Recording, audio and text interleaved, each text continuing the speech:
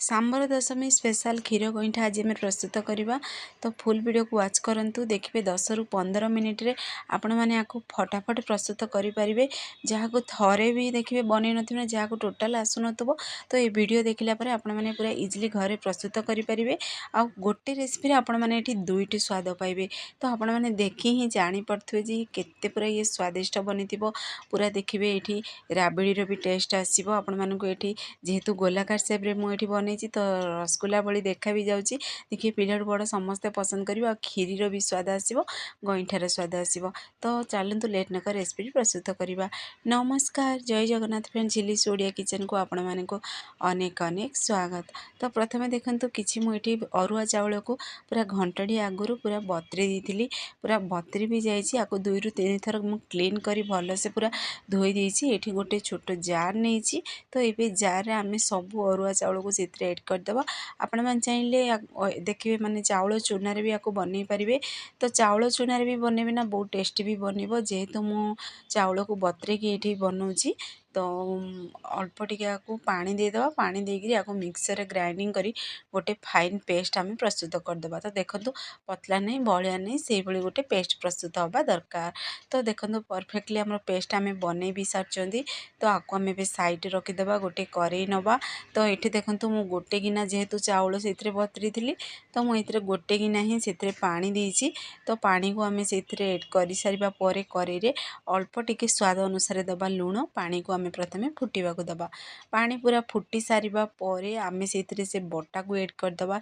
एठी मो बटा को टोटाल भी मिक्स करिनी। आपण माने चाहिले डायरेक्ट जेमती सुजी बनाउछंती से भली मिक्स करी भी बनई भी पारिबे। तो मु केवल से ऐड करदेली। ऐड करिक पूरा देखंतु ढांकुणी की तार बंद कर देइतिली। तो ये ढांकुणी को बाहर करी देखिबा 5 मिनिट पर मु देखौछि। तो देखंतु केते बढ़िया पूरा सिजिगिरी हमर परफेक्टली पूरा रेडी भी हो सारी। तो एबे आमे भल से आपको मिक्स करदबा। एई भली देखिए पूरा सुखा बनी जिवो। तो गोटे जंतुणी आमर बनिगिरी पूरा रेडी हो जिवो। तो जंतुणी बनी सारिबा परे आपको किछि समय आमे ठंडा हवा दबा।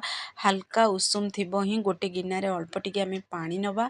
पानी नहीं कि पानी हाथ होइकि आपण माने चाहिए तेल बा घी हाथ होइकि भी आपको बनई पारिबे। तो मु पानी हाथ होइकि ही आपको चकुड़ी। तो चकुड़ी आपको प्रथमे आमे चिकना बनई दबा। तो जेमिति आपण माने तो काकरा बनी खाइथिबे बहुत थर मंडा बनई खाइथिबे सेही भली प्रोसेस रे आपको भल से टिके चकुड़ी दबा।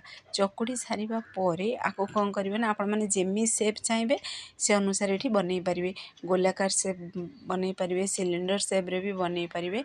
तो आपण मानू मु देखई दूची देखंतु पाखरु भी एई भली पूरा भल से हाथ साहाଯ୍य मुझे गोलाकार शेप दूची। तो आपण माने चाहिए ये सिलिंडर शेप बा लंबाकार शेप भी दे पारिबे। तो यही प्रोसेस रे आपको गोलाकार देकरी आमे कौन करबा ना आपण माने चाहिए देखंतु आ गोटे भी मु देखई दूची शेप केमती कोन बनइबे। तो देखंतु ये मु लंबाकार शेप भी बनईकी रेडी करछि। तो यही भली प्रोसेस रे भी गईठा पिठा बनईकी रेडी करि पारिबे।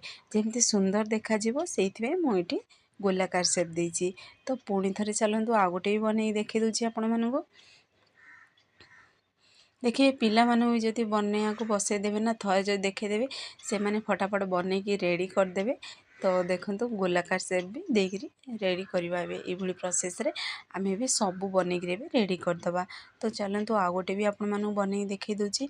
तो देखिए आपको टिके बनईबाटा 5 मिनिट लगे आपण मानकु केवल गोलाकार बनैया को बा सिलिंडर शेप दबा को। न देखिए फटाफट प्रस्तुत हो 15 मिनिट रे आपको आपण माने पूरा घर बेसिक सामग्री रे बनईकी रेडी करि परिबे। तो सेम प्रोसेस रे मुझे सब बनईकी भी रेडी करदेवी। तो पूरा इजिली ये बनईकी रेडी हम। तो आपण माने फुल वीडियो को वाच करी बनातु देखिए समस्ते पसंद करेंगे। तो देखिए नुआ शैली रे मुझे मो रेसिपीटी शेयर करछि। तो आपण माने फुल वीडियो को जदि वाच करी बनेबे तो परफेक्टली पूरा बनिबो। तो देखंतु फाइनली मुझे सब बनईकी भी रेडी भी कर सारी। तो पाखरु भी देखौछि देखंतु केते सुंदर देखा जाउछि ना। मुझे जेहेतु गोलाकार शेप देइछि तो बहुत बढ़िया भी देखा जाउछि। तो देखंतु गोटे करेई नबा आपको आम साइड रखीदबा। गोटे एबे करेई नबा करेई रे एठी मु सिजा क्षीर ऐड करी। जेहेतु मो सिजा क्षीर साइड मुझे देखे जेहेतु भूली जाइए तो मु साइड रे क्षीर भी सिजिया को बसई देइछि। तो ये प्रथमे गोटे करेई रे आमे कौन करबा ना घी दबा 2 चम्मच। तो घी को टिके गरम हवा दबा। टिके हल्का गरम हो सारिबा परे आमे सेथिरे ऐड करदबा काजू आ किशमिश को। तो ये मो काजू किसमिश एटा पूरापूरी ऑप्शनल अच्छी आपण मैंने जी चाहिए जी बनवाक चाहूँगी से अनुसार से ऐड करें। तो ये काजू किसमिश को टी आम भलसे मिक्स करदे टी हाल्का भाजी हवा दबा। तो देखो किसमिश गुड़ा केते बढ़िया पूरा फुला फुला देखा। तो यही समय आम टी हाल्का काजू भी फ्राए हो सारा। तो आम बाहर करदे गोटे प्लेट को। तो आपण मैंने चाहिए डायरेक्ट भी ये क्षीर को एड कर बनई पारे जेहेतु मुझे लास्ट एड करी। तो मुझे गोटे प्लेट को ये बाहर कर देछि। तो सेम प्रोसेस रे आम सब ए गोटे प्लेट को बाहर करदे। आपण मैंने चाहिए जब खोआर कलर दबा को चाहूँगी तो बा राबिड़ी तो ये अल्प टे चीनी एड करदेवे ना से बहुत बढ़िया पूरा ब्राउन कलर आसीज आ देखा भी सुंदर लगे। तो मुझे टोटाल किसी कलर एड करनी चीनी तो केवल व्हाइट रे बनवा चाहूँगी। तो अल्प टे से गोलमरीच फ्लेवर पर लवंग टी अल्प टे तेजपत्र एड कले टे फुटी सारापर छोट छोट पीसेस रे कटिंग होती से नड़िया को एड कर। तो ये मुझे गोटे नड़िया से एड करी। तो जेहेतु अल्प टे गोटे फाड़ नड़िया मुझे छोट छोट पीसेस रे कटिंग कर एड कर अल्प टे नड़िया आग को देखेबी मुझे कोरिकी रखी।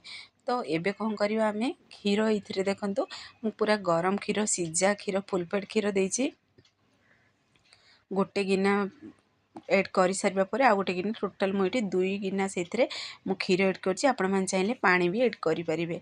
तो क्षीर टी फुटी सारापर जेहेतु मुझे पानी ये स्किप कर देखिए क्षीर जब बनइबे तो बहुत टेस्टी लगे खाया पूरा राबिड़ी भली लगे स्वाद तार बढ़ी दे था क्षीर। तो ये आम कौन करवा ना क्षीर पूरा फुटी सारापर आम से जो गोलाकार सेप्रे जंतुणी को आम बनई रखी से एड करदे से गईठा को एड करी आम ए भलसे आपको टे मिक्स करदे। मिक्स करी आपको टे आम 5 मिनिट पर्यंत टे सीझा दबा। तो देखो ये प्रोसेस टे मिक्स करदे। देखिए एमती बनइबे जदि जो मैंने खाया पसंद करती भी से मैंने खाइबे एत ये स्वादिष्ट लगे। तो ये आम स्वाद अनुसार दबा लुण जेहेतु आम जंतुणी रे लुण एड करी। तो ये आम क्षीर अनुसार से अल्प टे लुण एड करवा जेहेतु देखिए जेकोसी मीठा जिनस जदि अल्प टे लुण जदि एड करना देखिए स्वाद को सी बढ़े दी थाए। तो नड़िया कूर देखु मुझे अल्प टे एड कर। तो आम जो भाजिकी रखी काजू किसमिश यही समय ही एड करदे से। तो मुझे अल्प टे अलैच को कौन करी अल्प टे चीनी देकर गोटे कुटिकी फ्रेश अलैच पाउडर मुझे एड कर चाहिए ये केवल अलैच भी एड करें।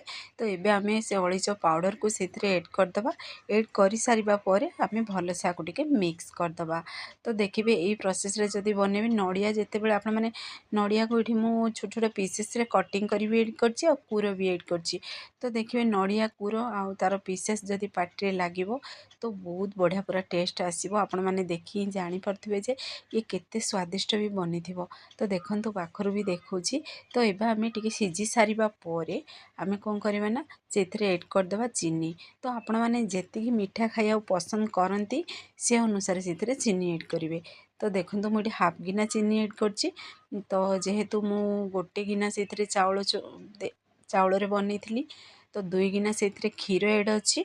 तो मुझे हाफ गिना चीनी एड कर। तो आपण मैंने जी बनवाक चाहूँगी से अनुसार क्वांटिटी एड करेंगे। आपण मैंने चाहिए आज आगे चीनी बदल गुड़ भी एड करें।